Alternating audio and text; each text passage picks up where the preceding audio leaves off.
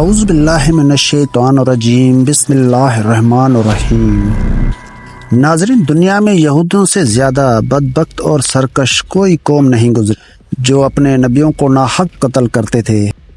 حالانکہ یہ پیغمبر کرام نہ کسی کو ستاتے تھے اور نہ کسی کے مال و دولت پر ہاتھ ڈالتے تھے، بلکہ بغیر کسی اجرات کے لوگوں کو فلاں کی باتیں بتاتے اور اللہ تعالیٰ کی طرف بلایا کرتے تھے۔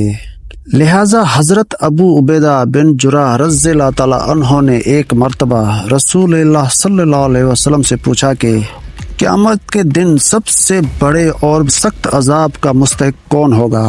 آپ صلی اللہ علیہ وسلم نے فرمایا، وہ شخص جو کسی نبی کو یا کسی ایسے شخص کو قتل کرے جو بھلائی کا حکم دیتا ہو اور برائی سے روکتا ہو۔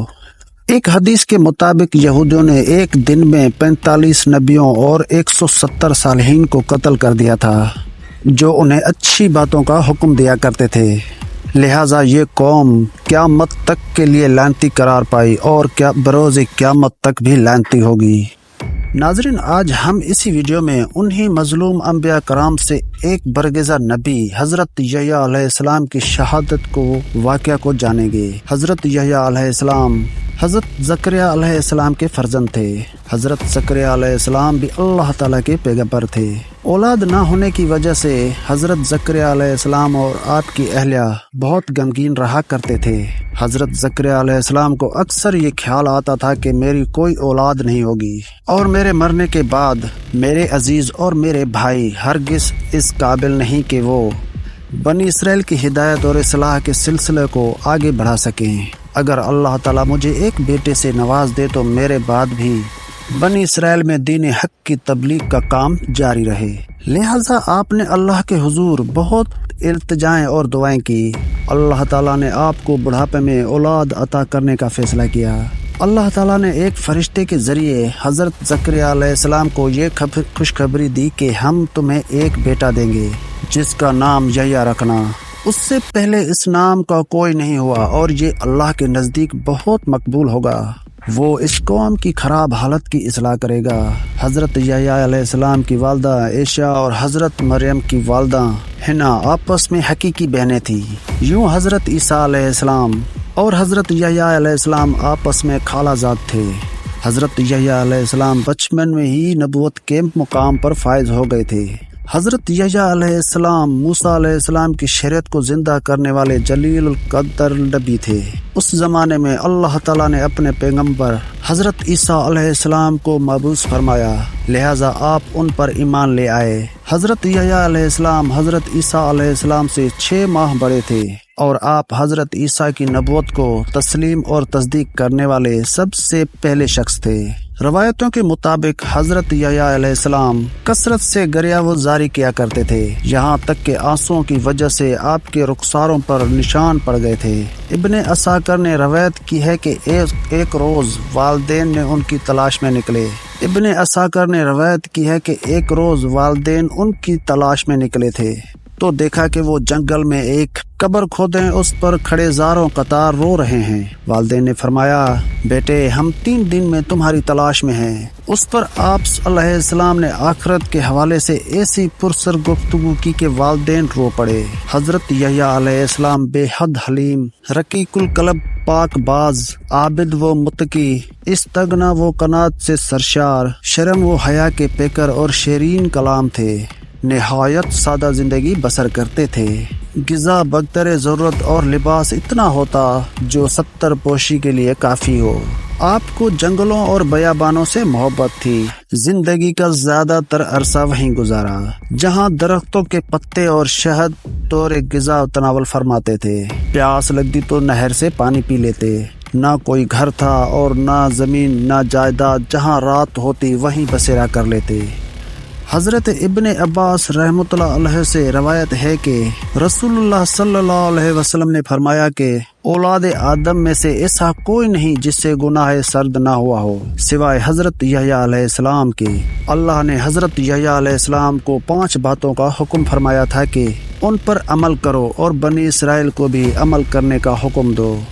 لہٰذا انہوں نے بنی اسرائیل کو بیت المقدس میں جمع کیا اور فرمایا اللہ نے مجھے 5 باتوں کا حکم دیا ہے۔ نمبر 1، اللہ کے سوا کسی کی عبادت نہ کرو اور نہ ہی اللہ کے ساتھ کسی کو شریک کرو۔ نمبر 2، میں تمہیں نماز کا حکم دیتا ہوں جو خشوع و خضوع کے ساتھ ادا کرو۔ نمبر 3، میں تمہیں روزے رکھنے کا حکم دیتا ہوں، بے شک روزے دار کے منہ کی بو اللہ کے نزدیک مشک سے بھی زیادہ معطر اور پسندیدہ ہے۔ نمبر 4، میں تمہیں صدقہ کرنے کا حکم دیتا ہوں۔ نمبر 5، اور کثرت سے اللہ کا ذکر کرتے رہا کرو۔ حضرت یحییٰ علیہ السلام کی وفات کے بارے میں مفسرین نے مختلف واقعات تحریر کیے ہیں، تاہم مفسرین کی اکثریت نے جس واقعے کو بیان کیا ہے وہ لوکا کی انجیل سمیت بہت سی کتابوں میں درج ہے، جس کا خلاصہ یہ ہے کہ حضرت یحییٰ علیہ السلام کے زمانے میں یہودیوں کا بادشاہ ہیرود ایک عیاش شخص تھا، جس کی وجہ سے پورے ملک میں فسق و فجور پھیل رہا تھا۔ اس نے اپنے حقیقی بھائی فلپ کی بیوی ہیرودیاس کو بغیر نکاح اپنے گھر میں رکھا ہوا تھا۔ حضرت یحییٰ علیہ السلام چونکہ نبی تھے اور دعوت حق کا فرائض سر انجام دیتے تھے، لہٰذا انہوں نے بادشاہ کی اس فحش حرکات کے خلاف آواز بلند کی، جس کے نتیجے میں انہوں نے گرفتار کر کے قید خانے میں ڈال دیا گیا۔ بادشاہ نے حضرت یحییٰ علیہ السلام کو قید تو کر دیا تھا، لیکن وہ ان سے ڈرتا بھی تھا۔ وہ جانتا تھا کہ آپ علیہ السلام اللہ کے سچے نبی اور نیک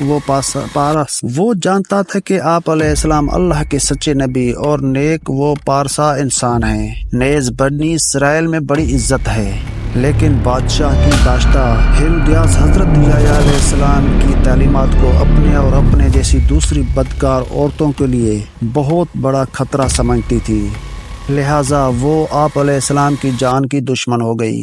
اسی سنہ میں بادشاہ کے سال گرہ کے موقع پر محل میں رقص و موسیقی کی محفل جمی، جس میں ہیرودیاس کی نوجوان اور خوبصورت بیٹی نے اپنے سحر آمیز رقص دکھا کر بادشاہ کو اپنے جال میں پھنسا لیا۔ بادشاہ نے خوش ہو کر اس سے کہا، مانگ کیا مانگتی ہے؟ بیٹی نے اپنی ماں سے مشورہ کیا، وہ تو پہلے ہی ایسے موقع کی طاق میں تھی، لہٰذا اس نے بیٹی سے کہا کہ بادشاہ سے یحییٰ علیہ السلام کا سر مانگ لے۔ بیٹی نے بادشاہ کے سامنے ادب سے جھک کر عرض کیا، اے بادشاہ سلامت، مجھے یحییٰ علیہ السلام کا سر تھال میں رکھ کر منگوا دیجیے۔ بادشاہ یہ سن کر پریشان ہو گیا، مگر اپنی محبوبہ کی بیٹی کی فرمائش کیسے رد کر سکتا تھا؟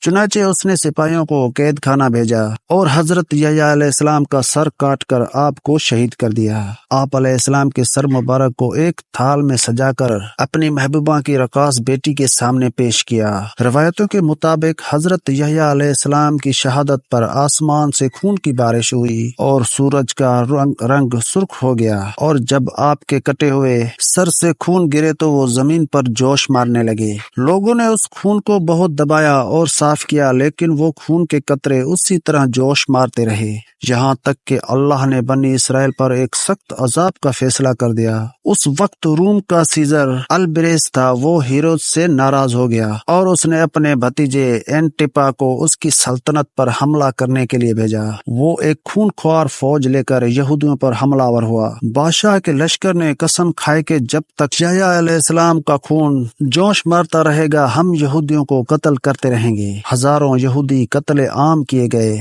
اینٹپا نے ہیرود کو شکست دے دی۔ اس نے ہیرود کو زنجیر پہنا کر سر عام روم لے جانے کا فیصلہ کیا۔